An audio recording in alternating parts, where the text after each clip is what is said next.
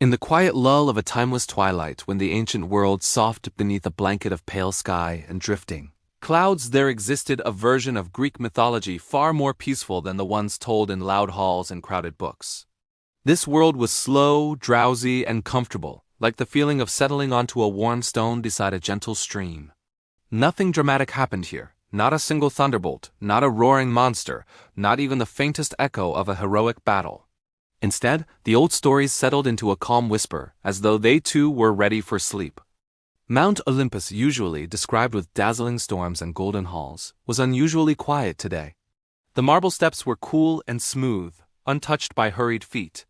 The clouds surrounding the peak hung thick and soft, almost like cushions arranged by an unseen caretaker. The wind drifted lazily, as if even it had decided to slow down for the afternoon.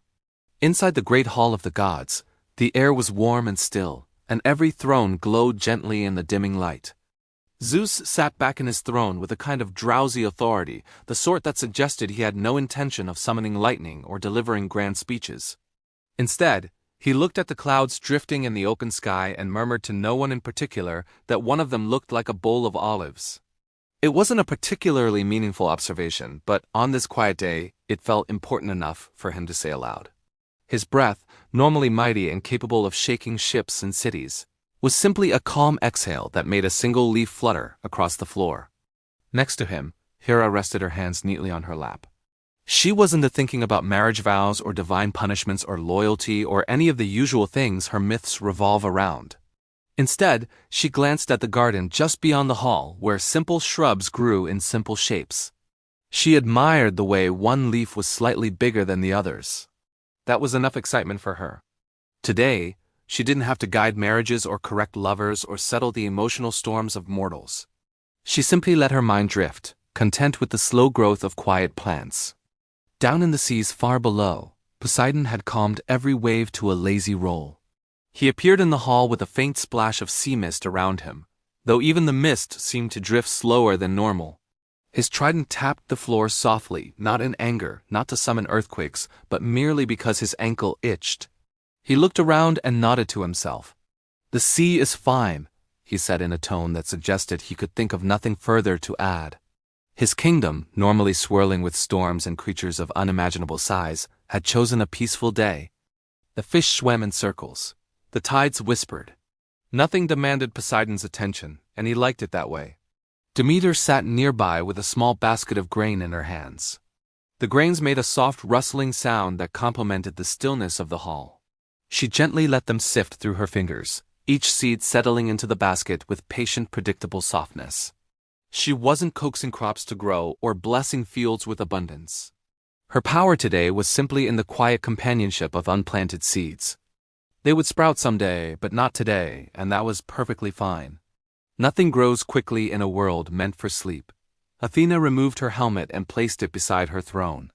The metal gleamed dully under the soft light, no sparks of strategy or sparks of inspiration crackling across it.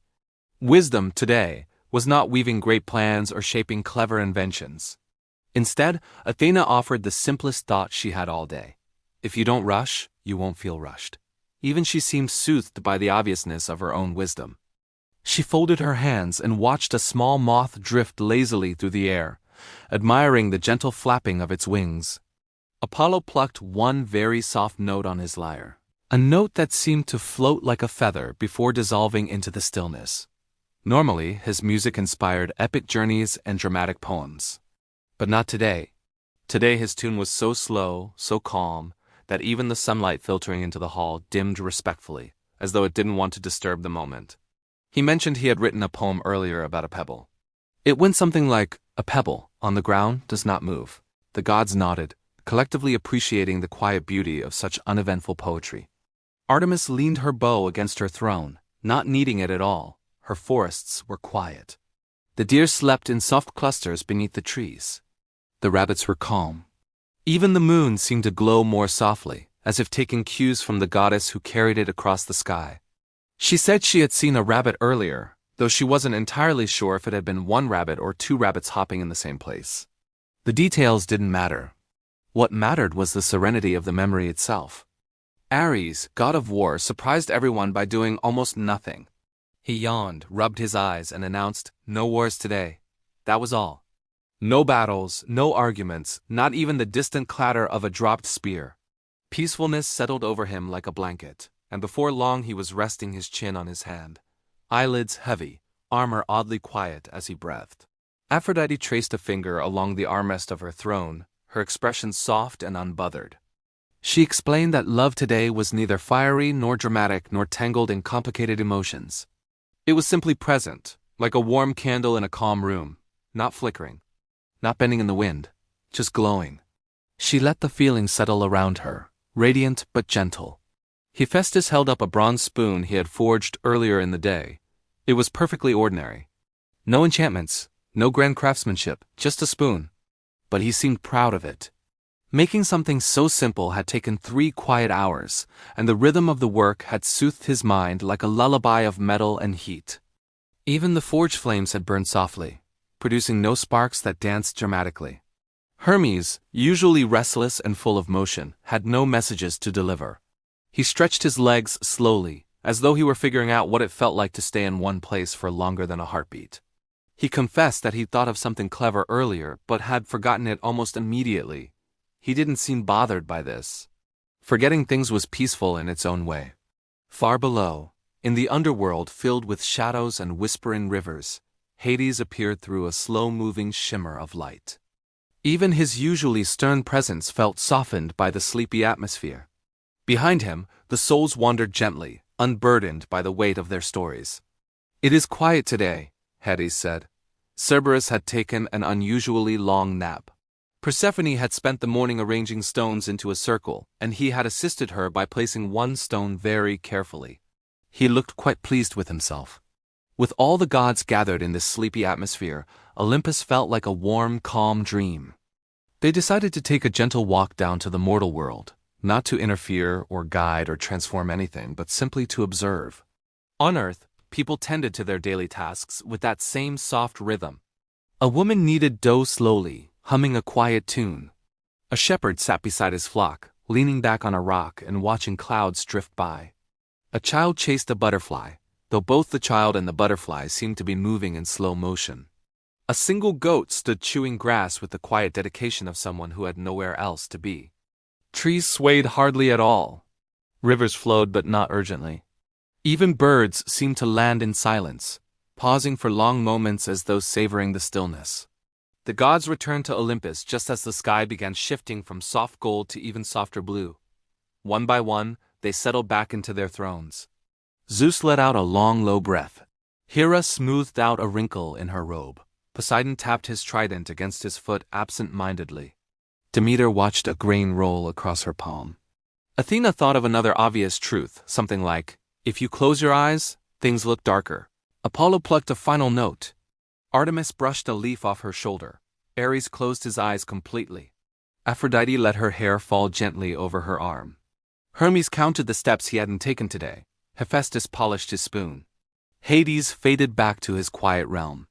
As the last bit of light drifted away, the world grew quieter still.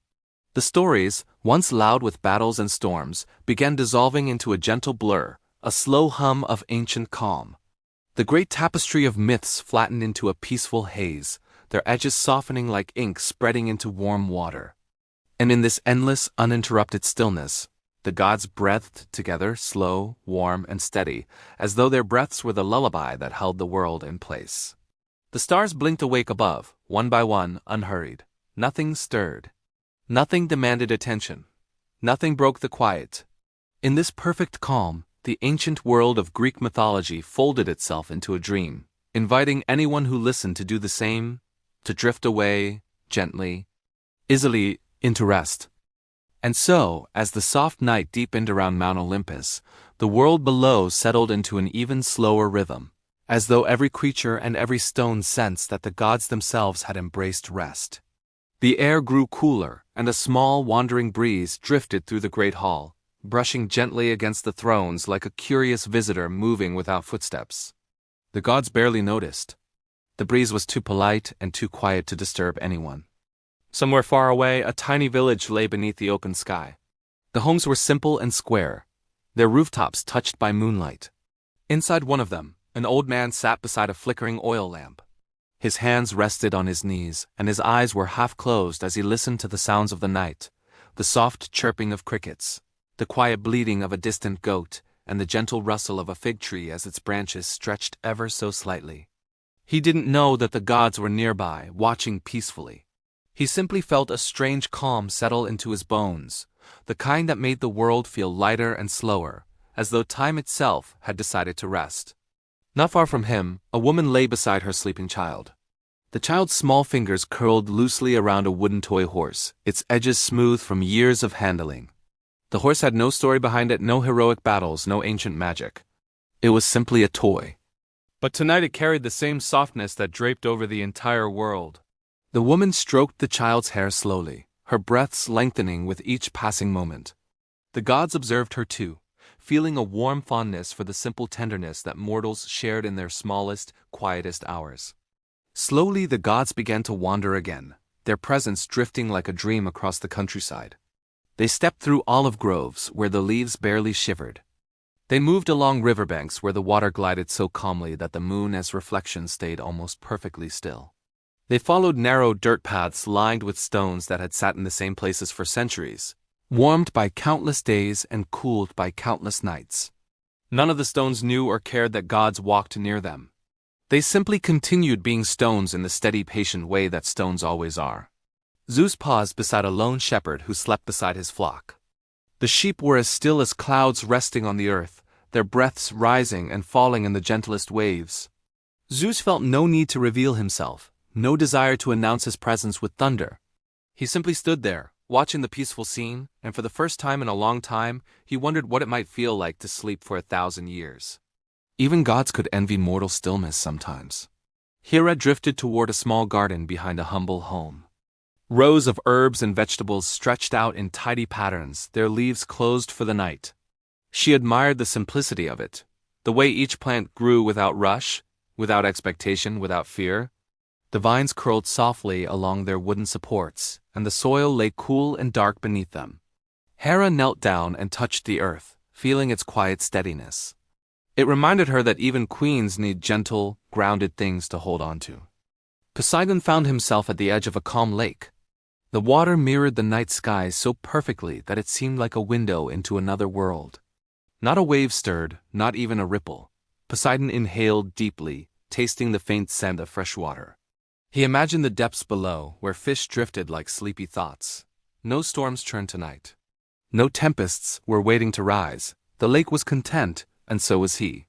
Apollo sat on a large, flat rock warmed by the memory of daylight. He strummed his lyre with barely audible notes, each one drifting across the landscape like a distant heartbeat. The song had no beginning and no end. It was just a soft vibration meant to accompany the night. A lone bird perched on a branch nearby, its feathers fluffing out as it settled to sleep. Apollo played one last quiet chord, then let his hands rest. Artemis walked through a forest filled with tall pines and smooth stones. A faint glow followed her, though even the moonlight seemed subdued in her presence tonight.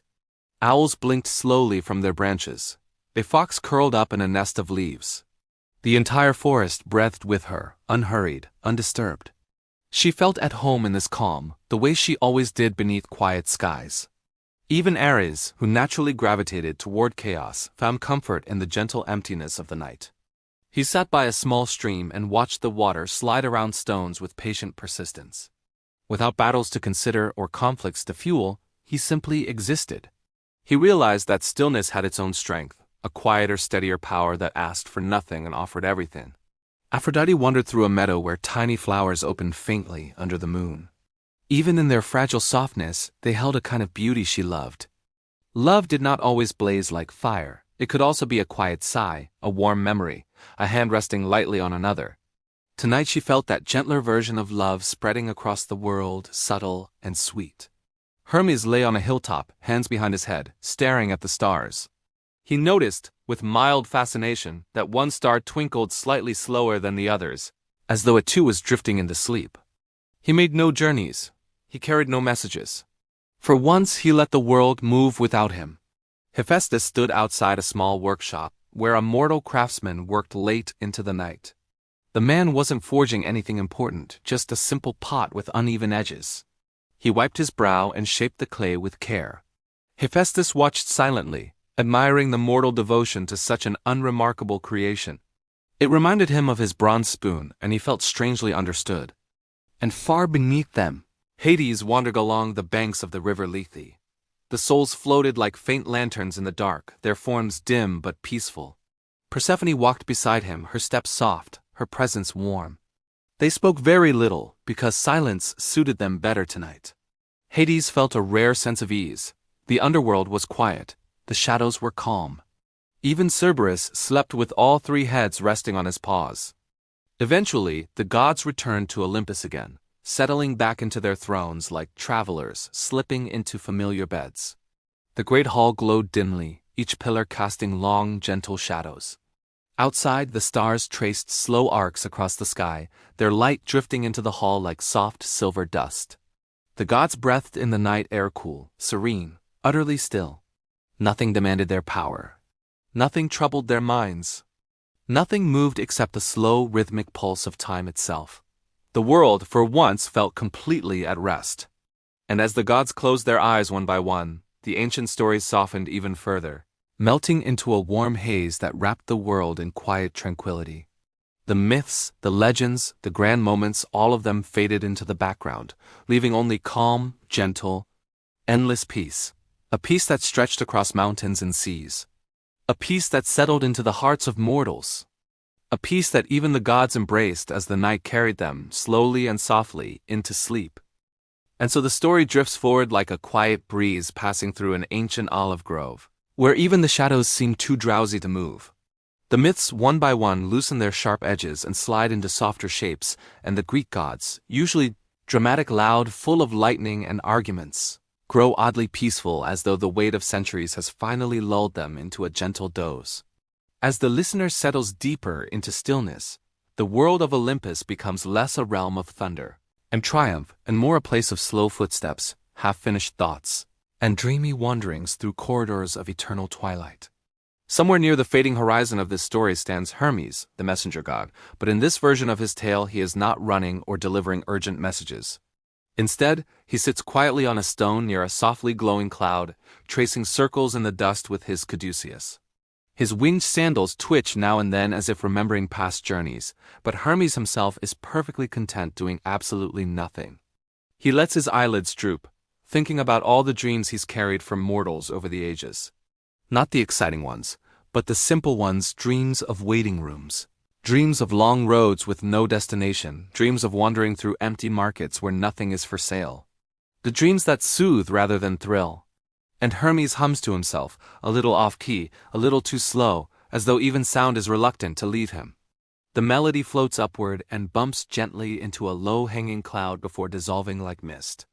If you asked Hermes what the tune meant, he would shrug and say he forgot halfway through, but it doesn't matter. Not every song needs meaning. Sometimes it is enough that it simply exists. Farther away in the soft haze beyond Hermes' stone, the goddess Hera wanders the halls of Olympus with all the urgency of someone folding laundry that never ends. She isn't angry tonight, nor dramatic, nor watching Zeus's antics with narrowed eyes. Instead, she is carrying a tiny bronze lamp with a very small flame that flickers lazily whenever she exhales. Hera walks slowly, so slowly that her robe barely sways. Her mind drifts in gentle circles, thinking not of grand epics or jealous quarrels, but of extremely ordinary things. What color clouds looked best at sunset, whether the palace ceilings needed dusting, how many soft feathers it might take to stuff. A perfect pillow. She pauses near a marble archway and watches as the lamplight trembles against the stone. It almost looks like the flame is drowsy too, stretching itself thin every time she breathes. Hera sighs, and the flame sighs with her, and the whole corridor seems to sink deeper into silence. Even the faint echo of her steps disappears, as if the air itself has decided to take a nap. Meanwhile, down on Earth, in a patch of countryside that no longer exists on any modern map, a lone shepherd leans against a crooked olive tree. His sheep graze lazily, moving so slowly they barely seem to move at all.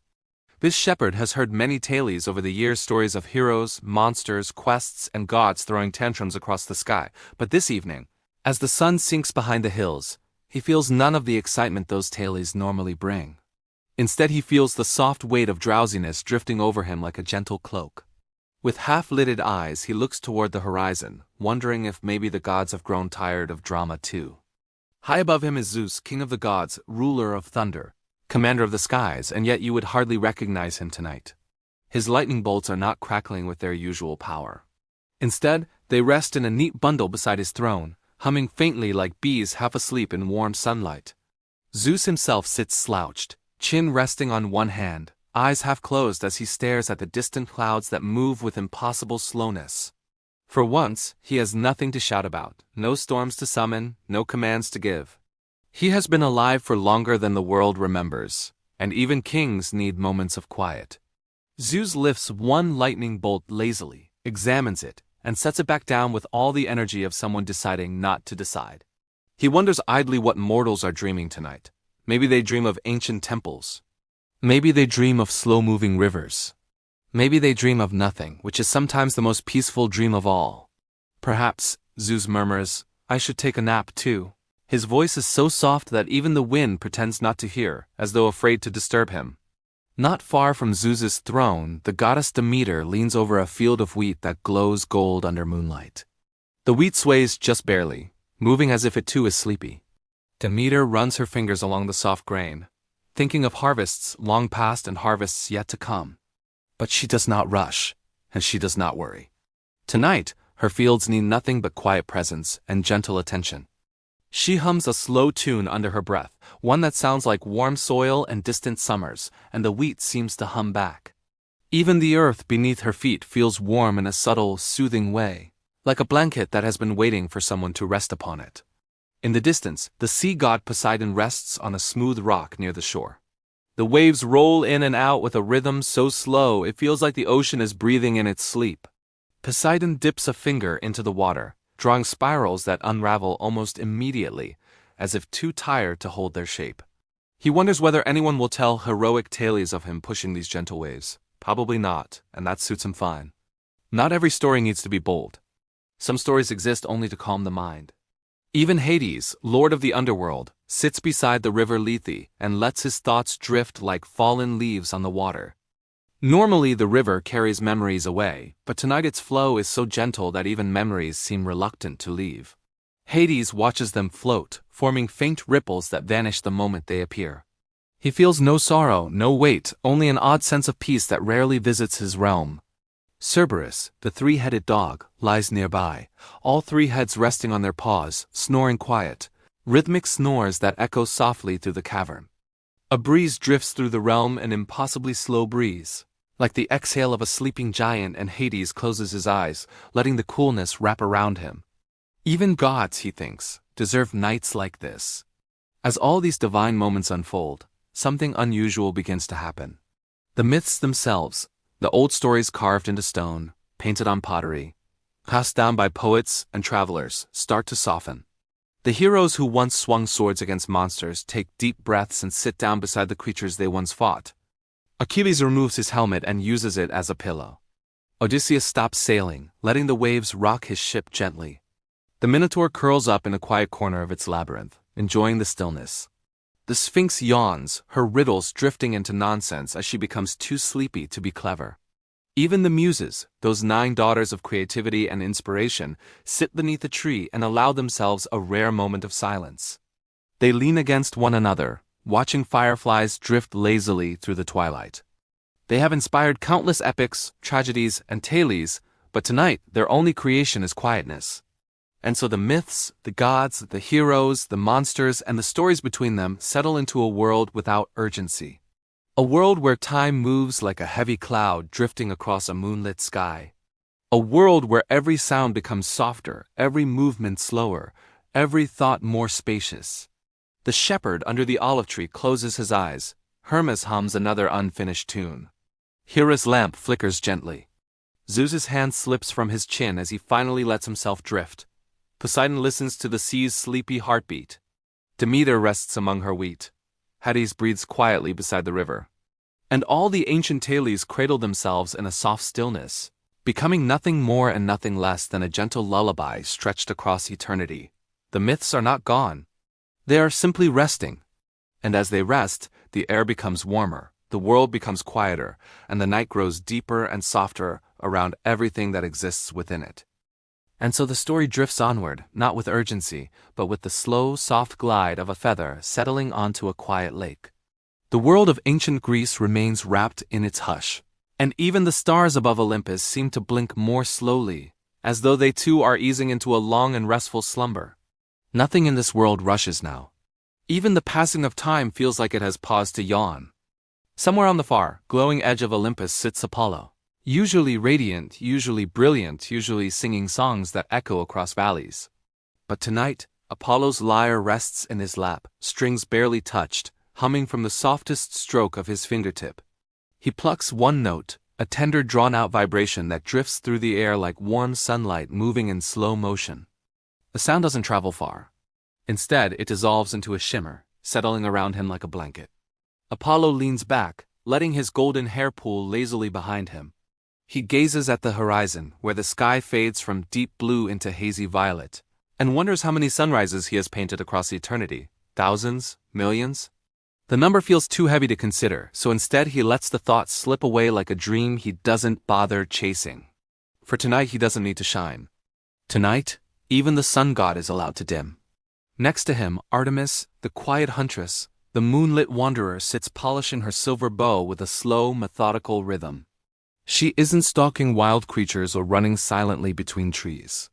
Instead, she sits on a rock cushioned with soft moss, her legs crossed comfortably, her breaths long and steady. Her bow gleams under the pale moonlight as she wipes away non-existent dust, not because it needs cleaning, but because the motion itself is peaceful. A small, drowsy deer stands nearby, blinking sleepily at her. Artemis reaches out and lets her fingertips brush its fur. The deer leans into her touch, then settles down in the grass, curling into a tiny crescent shape. Artemis smiles a rare, gentle curve of her lips and lets her hand rest on the animal's back. She listens to the moonrise, which tonight happens so slowly that even the shadows seem to take their time moving. Meanwhile, far below the heavens, the mortal world has its own quietness. The shepherd who had dozed beneath the olive tree shifts slightly, his hand sliding into the grass. A cicada hums somewhere in the distance, but its song is soft, calm, unhurried. The sheep continue grazing in slow arcs, barely disturbing the evening air. A breeze rolls across the hills, carrying a faint scent of thyme and earth, the kind of smell that settles deep into a person's bones and makes them want to rest their eyes just a little longer. At the edge of a modest village, where small clay houses glow faintly from firelight inside, an elderly potter sits beside her kiln. The fire burns low, so low it barely crackles, and she turns a clay bowl with delicate, sleepy fingers. She has heard stories of the gods all her life, but tonight the myths feel less like distant legends and more like gentle presences drifting in the air around her. She imagines Apollo humming nearby, Artemis sitting in silence, Hermes lounging on a stone. The thought comforts her. She smiles to herself and continues shaping the slowest bowl she has ever made. Back on Olympus, Ares the battle god, fiery and fierce, has found himself in a strangely peaceful mood. He sits on the steps of a stone terrace, helmet beside him, sword resting across his knees. Instead of sharpening it or preparing for some cosmic conflict, Ares traces tiny circles in the dust with the blade's tip. He watches the shapes form, then disappear, then form again. There is something calming about it. He wonders why he never noticed it before. Perhaps it is because the world rarely gives him a moment to breathe. But tonight, even the god of war feels no urge for battle. He exhales slowly and leans back against a pillar, tilting his head to look at the night sky. For the first time in centuries, he feels the weight of stillness pleasant, soothing, like a quiet room after a long storm. Nearby, Aphrodite lounges among rose petals that drift lazily in the warm breeze. The goddess of love has set aside her glamour. Her hair falls naturally over her shoulders, and her eyes are half closed with blissful fatigue. She plucks a single rose petal and lets it fall from her fingertips, watching it spin in slow, delicate loops until it settles at her feet. She sighs, and her sigh sounds like soft waves brushing a sandy shore. Even beauty, she thinks, does not need to dazzle all the time. Sometimes it simply needs to rest. Dionysus, god of wine and joy, reclines against a vine-covered pillar with a goblet in hand, not filled with wine, but with cool spring water. He swirls it absent-mindedly, watching the reflections dance on its surface. Normally he would be celebrating, laughing, filling the night with energy and revelry. But tonight the vines whisper softly around him, coaxing him into quiet. Instead of feasts, he thinks about the way grape leaves feel against his palm, the way the moonlight filters through clusters of fruit. He takes a slow sip of the clear water and closes his eyes with a contented hum. Hephaestus, deep within his forge, has allowed the fires to dim, the hammers rest untouched. The anvil sits cooling in the shadows. He sits on a stool, his large hands folded, and watches tiny sparks drift through the air like sleepy fireflies. He realizes how rare it is for him to simply sit without creating, building, shaping, or fixing. The quiet feels unfamiliar at first, then strangely comforting. The forge still smells of iron and heat, but tonight those scents feel soft instead of sharp. He leans back, listening to the faint echo of silence, and lets his shoulders loosen. In the distance, the faint sound of laughter floats through the air, not loud, not wild, but soft and lazy. It comes from the Graces, who sway slowly to music only they can hear. They move like drifting silk, every step gentle and rhythmic, as though the night itself is guiding them. Their movements send small ripples of serenity through the air. Anyone nearby would feel their eyelids grow heavier just watching them. And somewhere between all of these gods, mortals, myths, and drifting moments, the world itself seems to take a long, deep breath. The constellations shimmer faintly, their light steady and calm. Mountains lie still under the blanket of darkness. Rivers flow so gently that they seem almost still. The entire universe leans into slowness, savoring the rare peace. In this softened world, stories begin to unravel like threads loosened from ancient tapestries, not to disappear, but to weave themselves into quieter shapes. No heroic battles interrupt the night. No dramatic transformations shake the earth. Instead, everything folds into a long, soothing exhale. The myths continue to rest. The gods continue to drift. The world continues to soften. And sleep moves like a warm tide across everything touched by the old stories. And so the story drifts even deeper into its quiet, endless calm, like a river that has forgotten where it was supposed to flow.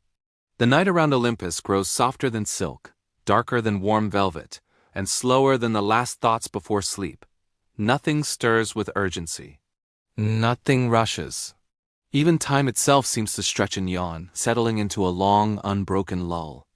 Somewhere near the edge of Olympus, Persephone wanders through a field that glows faintly under the moon. The flowers here are unlike those in the mortal world, petals shaped like soft spirals, colors that seem to hum instead of shine, stems that sway only when she exhales. Persephone is neither in the underworld nor fully in the realm above. She stands between worlds, and tonight that in-between feels like the most peaceful place of all. She reaches down to touch a cluster of glowing blossoms. They lean gently into her hand, as if they too are drifting toward sleep. Persephone smiles faintly, brushing her thumb across one petal, feeling its warmth pulse slowly, as though it has a heartbeat matching her own. Not far from her, a cluster of nymphs rests beside a pool of perfectly still water. Most nights they dance and laugh, chasing moonlight between the trees. But now they lie on soft grass, their hair spread like golden threads beside them. They trail their fingertips in the water, making ripples that expand with such softness it is hard to tell if they are moving at all. The pool reflects the stars, but the reflection is slightly blurred, like the sky itself has grown sleepy. One of the nymphs yawns, and the others follow in a chorus of soft sighs. Their eyelids flutter, heavy with dreams. Above them, stretched across the sky, the constellations glow with a quiet steadiness. Orion lowers his bow. Cassiopeia leans back in her celestial chair. Andromeda's chains loosen, drifting like mist. These great stories, usually frozen in dramatic poses of tension and bravery, begin to soften. Even in the heavens, the epics seem ready to rest. In the farthest reaches of Olympus, where only the hush of wind can be heard, sits Hestia, the gentle goddess of the hearth. She tends a small flame that flickers low and warm, casting a dim golden circle around her. Hestia has no grand temples, no dramatic myths, no fierce battles or epic quests. She is simply presence, warmth, steadiness, the quiet heart of every home. Tonight her flame burns as if it too is ready to doze. She folds her hands in her lap and watches the fire with soft eyes, letting its glow wash over her. Every crackle is slow and soothing, every spark drifting upward like a dream trying to rise. Across the golden floor, a small owl flutters in, landing near her feet. It hoots once very softly, almost apologetically, before tucking its head under its wing. Hestia smiles and tilts her head, welcoming the tiny creature into her warmth. The hearth goddess whispers something too soft for anyone else to hear, and the flame flickers in agreement. Far below the mountain, in a quiet village by the sea, an old fisherman sits on the shore with his net beside him. The waves lap at the sand with a rhythm as slow as a heartbeat in deep sleep. He gazes out toward the dark water where the moon's reflection stretches in a shivering silver path. He can almost imagine Poseidon somewhere beyond the horizon, not roaring storms or commanding tides, but simply tracing circles in the water with a tired fingertip. The fisherman closes his eyes, listening to the lull of the sea, letting the myth and the moment melt together. High above, on a cloud that drifts slower than drifting itself, Iris, the goddess of the rainbow, rests, with her legs dangling over the edge. Usually her presence illuminates the sky with vivid color, streaking brilliant arcs from earth to heaven. But tonight her rainbow is faint, washed out, a pastel blur hanging low in the air like a half-remembered dream. Iris draws shapes in the soft mist around her, lazy loops, sleepy spirals, and the mist responds by forming pale swirls that dissolve before they can finish their patterns. She smiles at the gentle impermanence of it, feeling her whole form lighten as though she too were made of mist. Nearby, the Houri, the goddesses of the hours, sit together in a ring. Normally they guide the flow of time, ensuring one hour follows another with perfect precision. But tonight, they have allowed time to loosen. It stretches like soft wool pulled between fingers. The Houri lean against each other, watching their hourglasses tip so slowly that the sand hardly moves at all. One of them sighs deeply, and the others follow, creating a small circle of drifting breaths. It is perhaps the longest moment the world has ever known, and none of them feel any urgency to let it pass. In another quiet corner of the heavens, Morpheus, the god of dreams, moves gently through the air like a drifting shadow. His wings of dark smoke trail behind him, faint and slow, leaving soft patterns in the night. He carries handfuls of dreams, not the vibrant ones that spark imagination, but the gentle ones. The dreams of idle wandering, of steady rain on a window, of softly glowing rooms with blankets waiting. He scatters them lightly with each step, like a farmer sowing seeds across a field of darkness.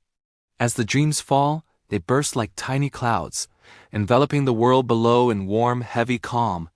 Even the fates, who sit at their eternal loom weaving the threads of destiny, feel the slow hush.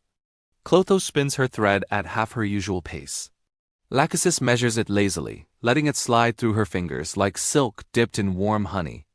Atropos, who normally snips the threads with swift, decisive cuts, taps her shears lightly against her palm, too drowsy to make sharp endings tonight. They all work in a rhythm that feels less like destiny and more like the steady rocking of a cradle. And still the night deepens. The myths grow softer, the gods grow quieter. The world settles into a dreamlike calm so complete that even the air seems to sigh. The shepherd under the olive tree breathes in and out, slower each time. The fisherman's head droops toward his chest. The nymphs drift into half-sleep around their glowing pool. Persephone's flowers close their petals. The constellations fade to a muted shimmer. And every story that has ever been told of gods, of heroes, of monsters, of mortals wraps itself in a blanket of stillness. Nothing ends. Nothing begins. Everything simply rests. And the old Greek myths, those once loud tales of thunder and glory, reshape themselves into the gentlest lullaby the world has ever known. And so the story flows onward, stretching into an even slower, softer current like warm smoke rising from a hearth where the last embers glow quietly. Nothing in this world feels hurried anymore, not the gods, not the mortals, not the stars, not even the memories of the ancient tales themselves. Everything feels suspended in that perfect space between waking and dreaming, where thoughts drift like dandelion seeds, and the night folds itself gently over all things. In a secluded grove on the edge of Olympus, Athena sits beneath an old olive tree whose branches sway with the faintest whisper of the breeze. She is the goddess of wisdom, strategy, and reason, but tonight her thoughts are not sharp or analytical. Instead, they wander softly between gentle ideas like the way moonlight glows on polished marble, or the faint echo of an owl's call. or the comforting scent of old scrolls lying neatly in quiet libraries. Athena runs her fingers over the textured bark of the tree beside her, tracing its grooves slowly, feeling the ancient life within. An owl, the same wise companion that has followed her through countless centuries, perches on her shoulder. But even the owl appears sleepy, blinking with heavy eyes, feathers puffed against the night's cool caress. Athena leans her head back, looking up through the branches at the sky above, a sky so calm that the constellations seem almost embarrassed to sparkle too brightly. "Wisdom can wait," she whispers to no one in particular. And the olive leaves rustle gently, as if agreeing. Nearby, in a quiet glade where the grass shimmers with dew, Pan reclines against a moss-covered rock, his pipes resting loosely in his hands. The wild god, usually lively, playful, and full of unpredictable bursts of music, seems content to simply breathe. His curls of fur shift slightly with each slow inhale. Around him, the forest creatures, foxes, rabbits, tiny birds curl up in the underbrush, as though his calm has spread into every root and leaf. Pan lifts his pipes halfway to his lips, but instead of playing a lively melody, he lets out a soft exhale through them. The sound is a quiet sigh of notes, a tune too gentle to be a song, drifting like mist across the glen. The wind catches it, carrying it upward until it fades into the stillness of the night. On the slopes below Olympus, the muses have not moved from their place beneath the ancient tree. Their breathing syncs with the gentle sway of its branches, a natural rhythm that feels like the heartbeat of the world. Their eyes remain half-closed. Each one drifts between dreaming and waking. One muse, Calliope, runs a fingertip across the cover of a scroll lying beside her, but she doesn't unroll it. Tonight, no epic poem needs to be written. No new story needs to begin. The air itself is the only tale that matters. Inside his dimmed forge, Hephaestus shifts in his chair, watching the sparks drift upward. Each spark rises slowly, glowing faintly, until it disappears like a thought that dissolves right before forming words. Hephaestus lifts his heavy hand and makes a lazy gesture, and a small ember drifts from the fire, floating around him like a sleepy firefly. It hovers for a moment above his head before fading gently. Even the flames of creation rest sometimes. Across the sea, on a distant island bathed in moonlight, the goddess Serene rides her silver chariot in a slow arc across the sky. Her white horses move as if wading through water, their steps long and languid. Selene holds the reins loosely, her gown billowing around her like soft clouds. She gazes downward with serene eyes, watching the world sleeping below. Her moonlight touches everything with gentle silver mountain peaks, quiet roads, rooftops where mortals sleep, the deep waters of rivers, the rippling backs of waves. If anyone below looked up, they might think the moon itself was dreaming. On another island, far from the chariot's glow, the poet Sappho sits near the edge of a cliff, her feet dangling above the sea. She hums quietly, not composing, not creating, but simply letting sound drift into the warm night air. The waves below move with slow, rhythmic breaths, as though responding to her soft tune. A candle beside her flickers lazily, its flame leaning to one side. She closes her eyes, listening not to muses or inspiration, but to the comforting stillness that echoes through all corners of the world tonight. Far beneath all this, in the hidden heart of the underworld, the spirits wander in a calm that feels almost sacred. The river Styx flows with an unusual gentleness, its dark waters so smooth that they reflect the dim lanterns that line its shore. Charon, the silent ferryman, pushes his boat through the current with strokes so slow he might be gliding on glass. Even the souls waiting to cross stand quietly, their forms faint and soft around the edges, as though they're dissolving into the dreamlike calm surrounding them. In his quiet chamber, Hades sits beside Persephone's empty throne, knowing she will return when the seasons turn. But tonight, he is not lonely, he is simply still. He watches Cerberus sleep, all three heads breathing in perfect unison, their breaths a soothing rumble that fills the cavern. A faint smile touches Hades' lips, not fierce or somber, but gentle. Up above, on a quiet hillside, a young traveler lies on his back, staring at the stars. He had set out seeking adventure, hoping to meet gods or discover secret temples. But tonight he feels none of the usual yearning. Instead, he feels the deep peace of the world settling around him. The grass is cool beneath him. The night air is soft. He watches a slow-moving star drift across the heavens, leaving a faint silver trail. He wonders what myth it belongs to. But the thought dissolves before he can answer. And so the world continues in this softened lull. The gods breathe slowly. The mortals rest deeply. The sea sighs. The forests dream. The sky dozes. And the ancient Greek myths, those grand stories of power and passion, become gentle, endless waves of quiet comfort spreading across the night. Nothing needs to climax. Nothing needs to resolve. Nothing needs to awaken. Everything remains suspended in a perfect eternal exhale. The kind that carries you just a little bit closer to sleep. As though even the words themselves are growing drowsy, stretching out like a cat settling into the warmest patch of sunlight. The night surrounding Olympus becomes even deeper, even quieter. A stillness so complete you could imagine the entire world holding its breath in perfect harmony. Up on the mountain, Zeus sits on his grand throne yet tonight. He holds his lightning bolt loosely, like a tired shepherd loosely holding his staff. The usual crackle of power around him is faint now, a whisper of electricity instead of a roar. His beard, usually wild with the energy of storms, hangs gently as though finally touched by calm. Zeus gazes out over the world with half-lidded eyes, listening not to thunder or conflict, but to the slow, steady rhythm of night settling across Greece. For once, he allows himself to think not of kingship or dominion, but of the simple glow of starlight reflecting on clouds. He taps his fingers against the arm of his throne in a slow, thoughtful rhythm, the kind of rhythm that could lull a sky into slumber. Even the eagles perched nearby have tucked their heads under their wings, feathers ruffling softly with each deep, peaceful breath. Hera sits beside him, but even she, the queen of the gods, seems softened by the gentle night. Her posture is relaxed, her expression serene.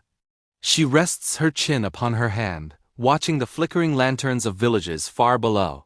They twinkle across the earth like stars that descended from the sky. Hera's gaze warms slightly.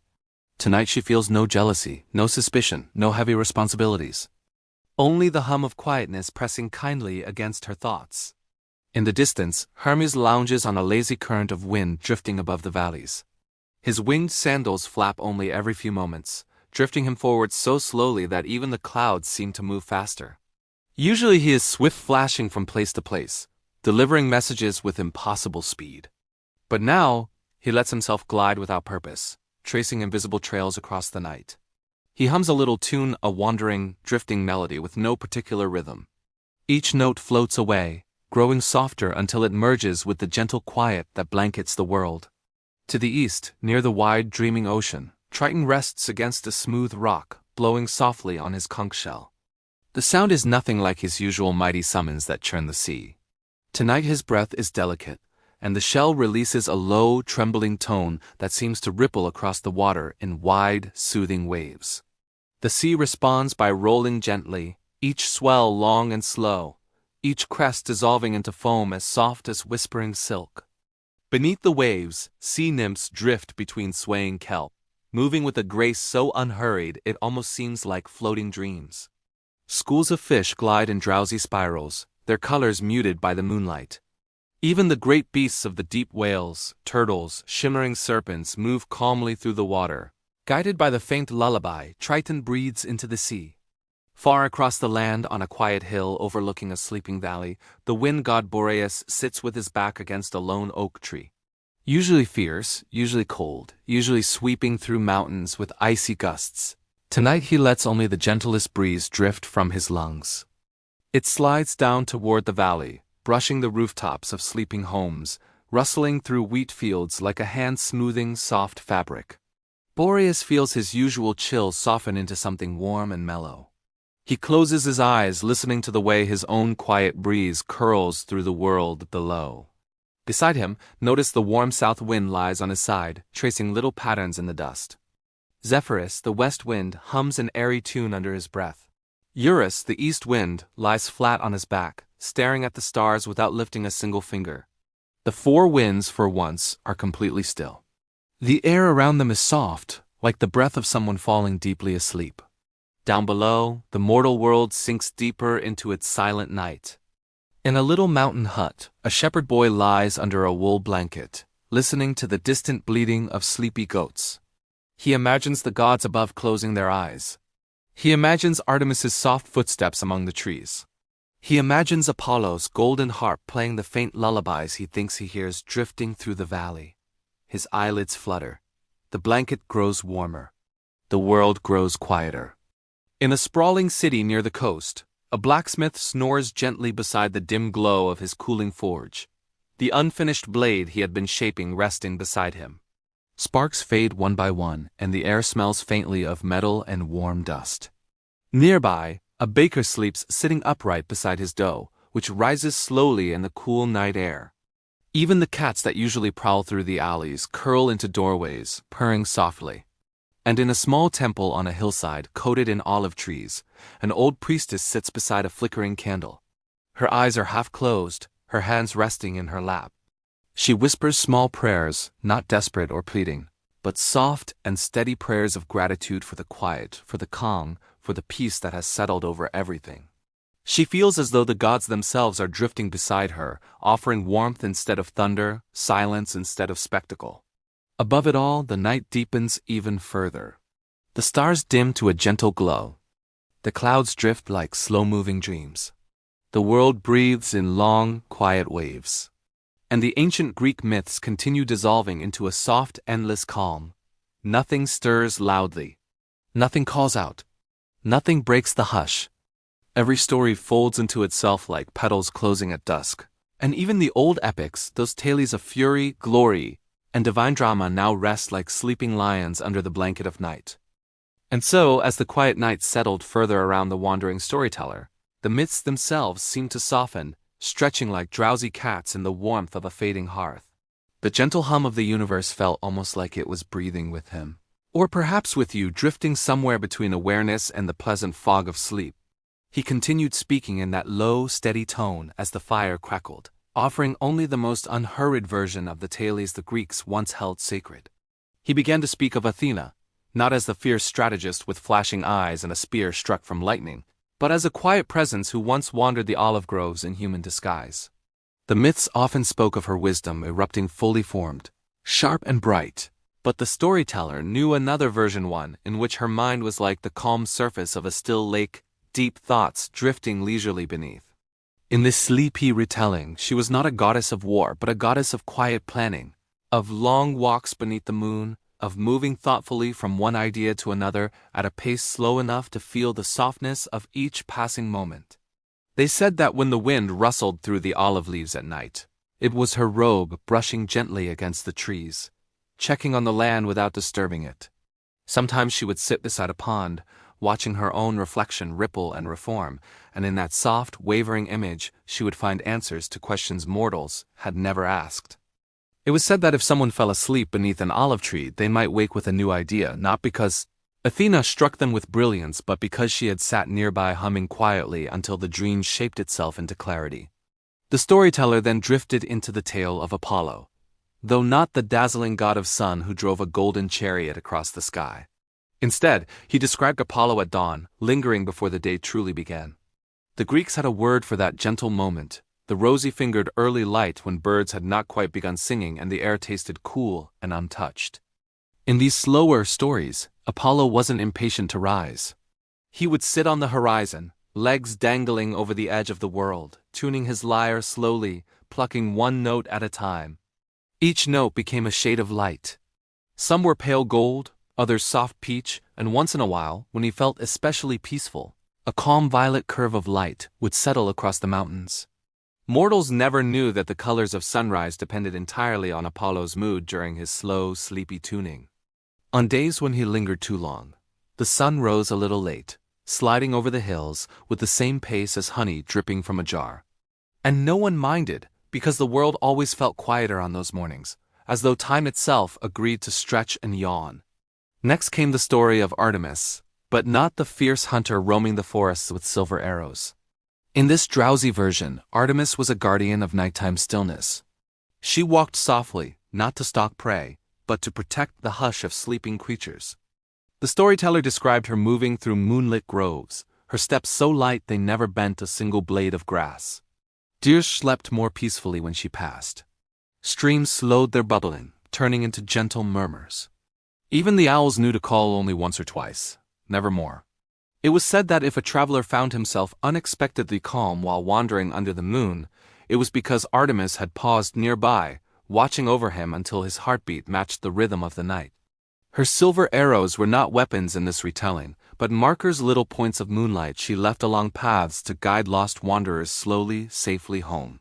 As the storyteller's voice thinned even softer, he brought forth Hermes, though not the trickster sprinting through the sky with messages. No, this version of Hermes preferred strolling. He would deliver letters and news in his own time, not because he was lazy, but because he liked seeing the world unhurried. He walked along dusty roads with a gentle swing of his staff, stopping to watch turtles cross the path or to admire the way sunlight filtered through grapevines. Sometimes he passed sleeping shepherds and tucked a dream beneath their blankets for later. His winged sandals were not always flapping. At night he removed them, carrying them under his arm as he moved quietly from place to place. Mortals imagined that their forgetfulness or sudden calm came from within, but really, Hermes was nudging their thoughts along soft pathways, making their minds lighter, their worries slower, their steps less burdened. He even visited old libraries, blowing the dust off scrolls one slow breath at a time. The tale shifted naturally to Demeter, not in her sorrow, not in her desperation after Persephone's disappearance, but in the long, gentle summers when fields grew heavy with grain. She would drift through wheat fields in the warm afternoons, humming lullabies that only plants could hear. Each seedling listened, stretching upward with the patience of something that knew it had all the time in the world. Demeter often sat on the edges of farmlands, weaving wreaths of barley and wildflowers, setting them on fence posts like quiet blessings. Her presence made farmers drowsy at dusk, sending them home early so they wouldn't work too hard. Even the soil softened beneath her touch. And when breezes passed through golden fields, they carried the remnants of her calm humming, reminding mortals that sustenance came from slowness, not haste. Then came Hestia, the forgotten yet foundational goddess. In these sleepy retellings, she wasn't the glowing keeper of flame, but the spirit of every warm corner, every quiet room, every slow evening spent doing nothing at all. The storyteller described her as a gentle presence in hearth smoke, curling upward with a soothing rhythm. When homes felt calm and safe, it was because Hestia had settled there for a while. She was the goddess who encouraged people to sit, rest, breathe, and simply exist. Her flame was never dazzling. It glowed softly, flickering just enough to warm hands held out toward it. Whenever someone fell asleep before finishing a story, Hestia was often the reason. The warmth she offered lulled them into surrendering the day. The storyteller's words flowed seamlessly to Poseidon, not the roaring lord of storms but the keeper of gentle tides. In the calmer myths, the sea god sometimes grew tired of turbulence. On those days he would sit beneath the waves, holding in the storms, and allow the oceans to move with deep, soothing breaths. Waves rolled in slowly, one after another, like soft exhalations. Sailors drifting on such days would find themselves nodding off, their ships swaying gently, as if rocked by a giant cradle. Some said that the rhythmic sound of water meeting shore was Poseidon's heartbeat, slow and steady, echoing across the world. In the deepest parts of the sea, quiet cities of coral grew undisturbed as the god dreamt, and fish swam in soft spirals rather than sharp darts. After Poseidon, he spoke of Hades, but not the frightening ruler of the dead. No, this version was peaceful, quiet, even comforting. The underworld, in the slow stories, was not a place of terror but of rest. Hades maintained the silence like a librarian. Souls wandered among soft glimmers of light, not tormented but gently remembering. Hades would sit upon his obsidian throne with Cerberus curled like an oversized puppy at his feet, all three of the dogs' heads snoring at different rhythms. In these retellings, Hades carried no wrath. Instead, he was a patient listener to memories, a guardian of stillness. Even his cloak was woven from quiet itself. When he walked through the fields of asphodel, flowers leaned toward him as if seeking reassurance, and he would let his fingertips brush their petals just enough to keep them blooming. And eventually the storyteller returned to Zeus, but this time not as the thunder-wielding king of the gods. Instead, he pictured Zeus at night, sitting high on Mount Olympus, looking out across the sleeping world. His lightning bolts rested unused beside him. He listened to the soft rumble of distant clouds, not stirring them, just watching. Sometimes he would nudge a star back into place or smooth a wisp of cloud drifting too quickly.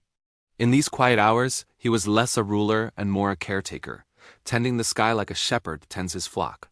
Peals of thunder in the myths came from anger, but in these sleepy versions, they were simply the sound of Zeus stretching or settling into a more comfortable position among the clouds. By now the storyteller's voice had become so slow, so gentle, that it was almost indistinguishable from the sound of embers whispering in the hearth.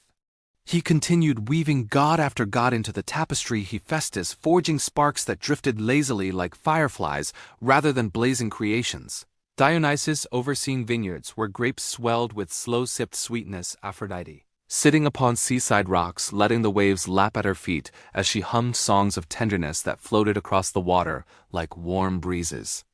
The myths, in his telling, all softened into something safe and drowsy. Heroes walked slowly, took long breaks, and often fell asleep mid-quest. Monsters snored gently in their caves, uninterested in terror. Oracles gave prophecies in unhurried murmurs, often pausing to sip warm tea.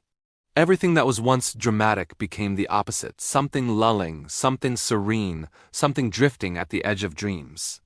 And as he spoke, the world grew quieter still. The wind outside hushed. The stars seemed to lean in, listening. The fire settled into a soft glow. And the storyteller continued, speaking slowly, softly, steadily, letting the myths unravel like a long exhale, letting them guide you deeper and deeper into a calm, endless night, where even the gods finally sleep. And so the story drifts on, softer than before, like smoke curling lazily from a dying fire, like a warm breeze brushing the tops of olive trees at midnight. The night stretches endlessly, and the world itself seems to have slowed to a quiet, rhythmic pulse. Every leaf, every wave, every star hums with the same drowsy patience, as though the universe itself has learned to yawn. High above, on the quiet slopes of Olympus, the gods remain still, their grandeur softened to something more human, more fragile, more willing to rest. Even Ares, the fierce god of war, leans against the column, his armor set aside, letting the night's stillness seep into his muscles. His sword rests across his lap, unused, and he traces lazy circles on its hilt with a fingertip. The usual fire in his eyes flickers dimly, more like the faint glow of embers than roaring flames. For once he feels no need for battle. He breathes in slowly, letting the calmness settle, feeling strangely heavy and perfectly content in the absence of conflict. Nearby, Aphrodite stretches across a soft patch of moss in the garden of the gods, petals from unseen flowers drifting around her like sleepy confetti. She hums almost inaudibly, a tune that carries with it warmth and softness rather than passion and desire. Her laughter, usually light and captivating, is now a gentle ripple that merges with the faint rustle of leaves. She traces the curve of a rose with her finger, watching it quiver slightly in the night breeze. Even love itself, in this softened version of the world, is slow, deliberate, and tender, a gentle pulse of comfort rather than a spark of fire. Hephaestus, deep within the forge that now glows only faintly, sits on a stool and watches tiny embers drift upward. Sparks lazily twirl, climbing toward the ceiling as if in no particular hurry, each one dissolving into nothing before it reaches the top. He moves his hammer gently, not striking, not creating, only letting it brush the surface of cooled iron. The rhythmic tap of metal against metal is slower than a heartbeat, almost hypnotic, a lullaby of molten patience. In this quiet, the forge itself seems alive, breathing with him in soft, deliberate rhythms. On the distant shores, where the ocean stretches endlessly under a calm moon, Triton lifts his conch shell only once, letting the faintest, most delicate note escape into the night. The waves respond with lazy rolling movements, curling gently against sand that has long forgotten the steps of hurried feet. Schools of fish drift with them, moving as if pulled by invisible currents that exist solely to lull, to soothe. Even the wind that brushes across the ocean carries nothing of haste or sharpness. It is soft, slow, deliberate, and comforting. Persephone wanders among her moonlit gardens in the underworld, but the air here is not chilling or foreboding. Flowers glow faintly beneath her fingers, not with magic, but with quiet patience. The river Lethe moves sluggishly, a ribbon of deep, silvery calm. Souls wander without fear, their forms soft and indistinct, leaning into the hush. Hades watches from his throne, Cerberus sleeping at his feet, all three heads synchronized in long, steady breaths. Even the underworld feels lighter, softer, less daunting than the stories once told by trembling mortals. The muses linger under an olive grove, still and serene, weaving invisible threads of inspiration that hum more like lullabies than epics. Each breath they take seems to echo in the night, a gentle pulse that brushes across mountains, rivers, and sleeping villages. Travelers on distant roads feel it without knowing why, a warm sense of ease, of the world slowing down, of the mind softening. Even mortals in their homes, wrapped in blankets or resting under stars, find their eyelids heavier, their hearts calmer, as though the very essence of these softened myths has reached into their dreams. The storyteller's voice, already low and smooth, seems to merge with the gentle night. His words are no longer words but murmurs, vibrations that seep into ears like water into soft earth. The myths themselves stretch and elongate, shedding their sharp edges. Heroes no longer battle monsters but wander slowly through quiet forests. Monsters lie curled in caves, breathing deep and unhurried. Gods no longer thunder or glare. They sit, they drift, they simply exist in the hush of eternity. Even the stars above, which usually glitter with stories of great deeds and immortal glory, now shine as if too tired to sparkle brightly. Their light filters gently through clouds, soft and forgiving. A pale shimmer that rests across the hills, the seas, and the sleeping cities below. Moonlight drifts like silver liquid, pooling softly across rooftops, olive groves, and gentle rivers. And beneath it all, the world breathes slowly, rhythmically, as though each pulse is a lullaby in itself. Mountains, forests, oceans, and plains are suspended in a shared collective exhale. The myths continue to fold into themselves, drifting into a quiet limbo between telling and forgetting. Every god, every mortal, every creature, every whispered tale exists in a state of gentle pause, as if the universe has decided, finally, that even eternity deserves rest. The night stretches further still. The storyteller's words soften more, slower than before, almost imperceptible. And everything the myths, the gods, the mortals, the air, the water, the stars floats in a deep, unbroken hush, as though the world itself has drifted entirely into sleep. And so the story drifts onward, deeper into the endless hush of night, softer than a feather settling on still water, slower than the slowest heartbeat in a deep, dreamless sleep. The world of myths, gods, and mortals stretches into infinite quiet, a vast landscape where time itself seems to pause and exhale. High on Olympus, the great throne room glows only faintly, bathed in a soft silver light. Zeus leans back, his eyes half closed, lightning bolt resting unused at his side. Around him, the other gods have settled in gentle repose. Hera rests her head against a marble column. Ares folds his arms across his chest like a sleeping lion, and Apollo's lyre lies across his lap, strings still vibrating faintly with a single lingering note. Even the air seems to hum with the calm of divinity, heavy and warm, carrying the scent of olive groves, wildflowers, and slow-moving clouds. Artemis wanders through a forest where every leaf hangs still as if listening. She moves without purpose, brushing her fingertips against moss, letting tiny droplets of dew catch the moonlight and sparkle faintly before sliding silently to the earth. Deer lie in quiet circles, unafraid, ears flicking lazily. Owls blink sleepily, their soft wings unmoving. Artemis's bow hangs slack across her shoulder, and for once the hunt is forgotten. She simply exists in this slow, luminous night, a guardian not of prey or battle, but of stillness itself. Down below, on a gently sloping hillside, mortals lie in their beds, under quilts and blankets, listening to the soft symphony of the night. Crickets chirp with deliberate slowness. Leaves whisper in rhythm with the wind. Somewhere, a river moves lazily, its water pooling in calm reflections of moonlight. Even the most restless traveler feels a quiet tug in the chest, a gentle invitation to rest, to drift, to close the eyes and let the world pass by like soft, gliding clouds. The muses are gathered beneath a silvered olive tree, their voices mere whispers. Instead of inspiring great poems or songs of heroism, they hum lullabies that ripple through the night. Their music does not command attention. It seeps into the soul, a gentle balm for the mind. Mortals and gods alike, if they paused and listened, might feel the tension of the day dissolve. The weight of worry lift, the endless hum of existence soften into a lull. Hephaestus sits near his dim forge, hands folded, watching tiny sparks rise slowly into the air, dissolving like delicate stars before they reach the ceiling. The fire glows faintly, warm but unhurried. Each movement, each breath is deliberate but gentle. Creation itself seems to pause alongside him, waiting in a slow, patient rhythm. Even the metal and stone around him seem to sigh, as though remembering that all things deserve rest. Far to the east, Poseidon drifts atop calm waves. Triton blows softly into his conch, not summoning storms but producing a low, almost inaudible tone. It spreads across the ocean in gentle waves, lulling ships, fish, and sailors alike. The sea ripples with slow, steady undulations, a cradle rocking the edges of the earth.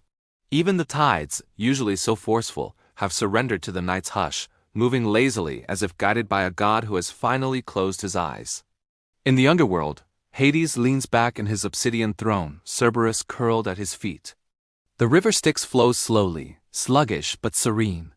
Souls wander, gentle and pale, brushing past each other without fear or urgency. Even Persephone, walking among the silvered fields of her domain, moves with a quiet patience. Flowers glow faintly beneath her touch, rivers shimmer without ripples, and the underworld itself, so often portrayed as harsh and final, becomes a sanctuary of gentle, steady calm. The night continues to unfold across Greece. Heroes and monsters, gods and mortals, all drift in this shared stillness. Achilles might walk slowly along the beach, his spear resting idly in his hand. Medusa sleeps beneath a shadowed hill, her snakes coiled in gentle spirals, their hisses soft and warm. Even the Titans, long since bound or banished, dream quietly in corners of the world where no one looks.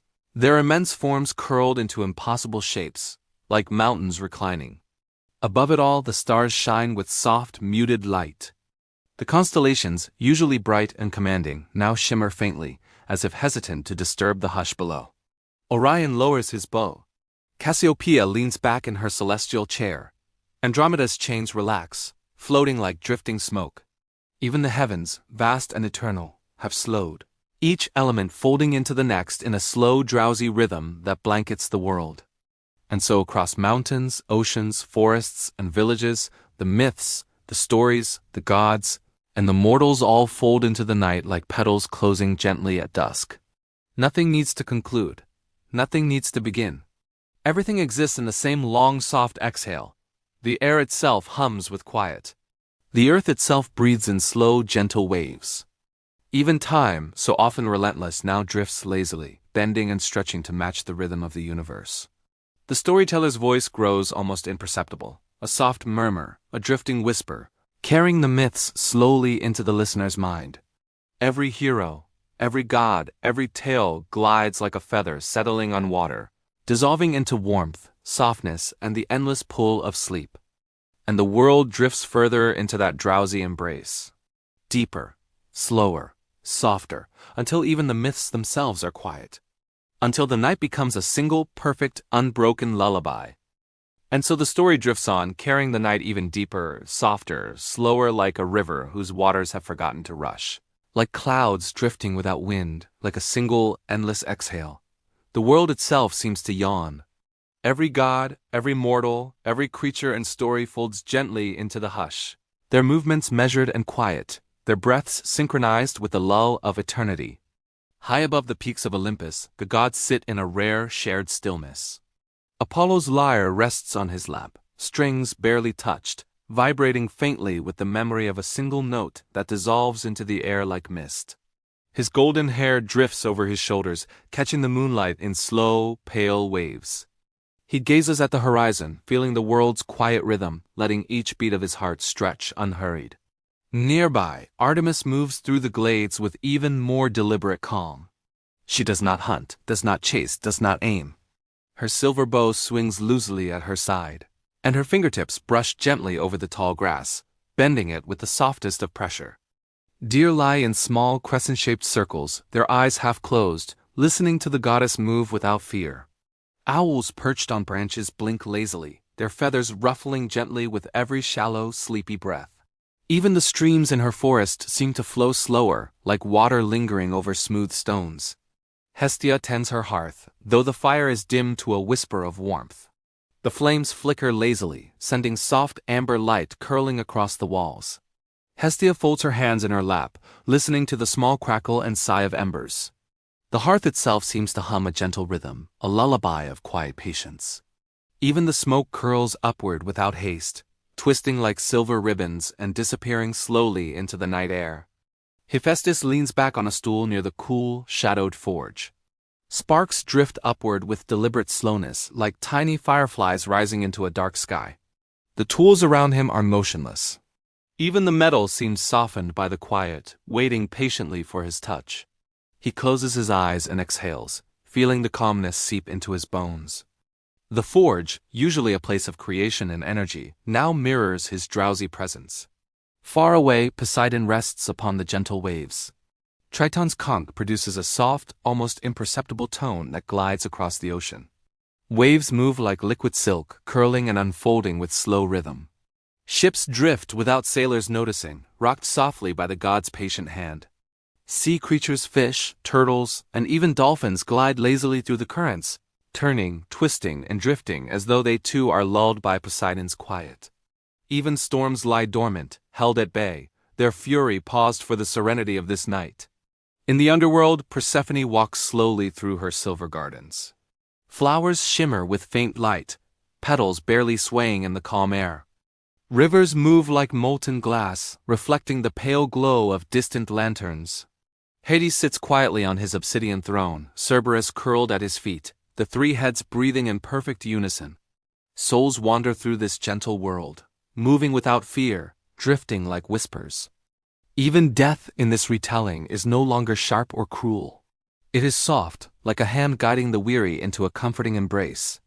The muses sit beneath olive trees, their forms half hidden by shadows and moonlight. They hum without words, melodies stretching long and slow across the valleys, folding into the mountains, spilling over the rivers. Mortals sleeping in distant villages feel a sudden, inexplicable calm. The weight of worry lifts, the mind softens, and dreams drift easier into consciousness. Travelers on dark roads feel themselves moving slower, not from fatigue, but from the subtle touch of the muse's drowsy presence. Even the constellations above seem to lean into the night's hush. Orion lowers his bow. Cassiopeia tilts her chair slightly. Andromeda's chains slacken, drifting like threads in a gentle breeze. Stars, usually sharp and bright, now glimmer softly, hesitant, as if afraid to disturb the perfect calm below. The moon arcs lazily across the sky, its silver light pooling over mountains, forests, and oceans, softening edges, smoothing rough textures, turning the world into a blanket of silver-gray serenity. The storyteller's voice now merges entirely with the night, a whisper barely louder than the sigh of a leaf falling from a tree. He recounts not the violent deeds or dramatic moments, but the tiny, slow details, the way Apollo hums a single note, the way Artemis's fingertips brush the grass, the way Persephone's flowers glow faintly under moonlight. Each sentence stretches long and slow, almost like the pause between breaths. Mortals, if they listen, find their own eyelids growing heavy. Every small worry dissolves. Every loud thought softens into gentle clouds that drift lazily out of sight. Even the restless dreams of those who toss and turn are tamed, slipping into slow, rhythmic waves. And as the night stretches ever further, the myths themselves, the gods themselves, the entire world fold into the quiet. Nothing moves quickly, nothing demands attention, nothing interrupts the hush. The world breathes slowly, the myths drift slowly, and sleep, deep and endless, begins to gather over all. The stars twinkle in perfect patience. The seas ripple with gentle exhalations, mountains and forests sigh quietly, and the long drowsy tales of Greek myths dissolve into the softest lullaby the universe has ever known. The night is endless. The night is perfect. The night is still. And everything mortals, gods, monsters, and heroes alike drifts further into the hush of timeless sleep. Slower than before, as though the night itself has softened into a long, eternal sigh. Every god, every mortal, every creature and story floats in that gentle stillness, suspended between waking and dreaming. The world breathes with a quiet rhythm, as if the universe itself has leaned back and yawned, letting time melt like warm honey over everything it touches. High on Olympus, the great halls lie dim, untouched by lightning or brilliance. Zeus reclines on his throne, his eyes heavy, his beard brushing the armrest, the lightning bolt beside him resting without purpose. Hera leans against a pillar, warm light touching her face, the weight of judgment and jealousy gone for tonight. Even Ares, whose warlike heart usually drums with fury, lies with his head tilted, listening to the faint rustle of leaves outside. Above them, clouds drift lazily, shaping and reshaping themselves without urgency, carrying the distant whispers of wind and soft breaths of gods and mortals alike. Athena wanders slowly through an olive grove, but she does not plan, does not argue, does not strategize. She moves like a shadow through silvered light, fingertips brushing over gnarled bark and fallen leaves. Each leaf leans toward her gently, responding to her touch, and the grove feels almost as if it is breathing with her. Owls perched on branches blink slowly, untroubled, while small animals curled in the underbrush twitch only slightly, like dreams stirring. In this version of the myth, Athena's wisdom is not sharp or commanding, it is the calm presence that allows the world to unfold without effort, the gentle guiding hand that leaves nothing unsettled. Apollo sits on the edge of a cliff, his golden lyre across his lap. He does not play fanfares or heroic odes tonight. Instead, a single soft note escapes, floating over valleys and rivers, blending into the hush. Birds do not stir. Waves do not crash. Even the wind slows its passage, curling around him like a soft blanket. The note fades and lingers at once, filling the air with the quiet comfort of unhurried time.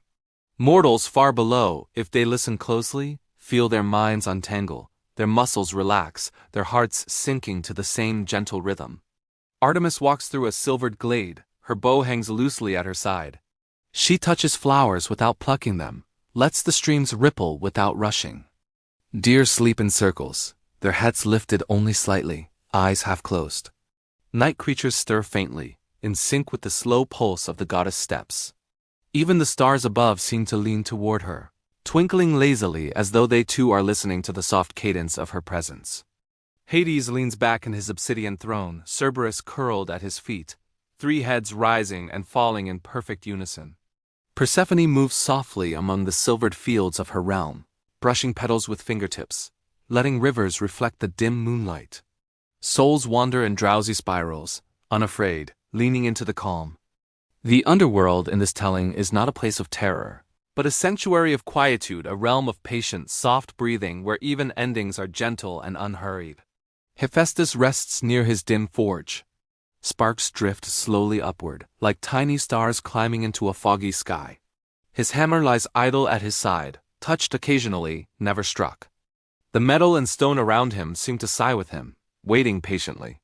Even the fire has settled into a soft glow, radiating warmth instead of energy. Creation itself pauses, letting the slow rhythm of night seep into every corner. Poseidon drifts along calm seas, his trident resting lightly in his hand.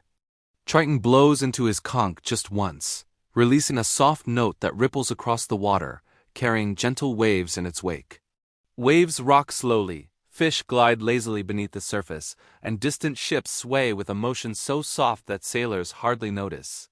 The tides themselves seem to breathe, rising and falling with measured patience, as if the ocean itself has decided to sleep. The muses linger under olive trees, humming without words. Their melodies drift across mountains, forests, and villages. Mortals listening in the night feel a warmth in their chests, an easing of restless thoughts, a gentle pull towards slumber. Heroes in their quiet journeys pause mid-step, monsters crawl into caves without threat, and the world bends to a single slow exhalation. Above, the constellations shimmer faintly, dimmed by drowsy patience. Orion lowers his bow, Cassiopeia leans back, Andromeda's chains slacken. The stars hum softly, the moon arcs slowly across the sky, and even the heavens seem to fold themselves into the quiet. The storyteller's voice, a thread through all this hush, becomes nearly imperceptible.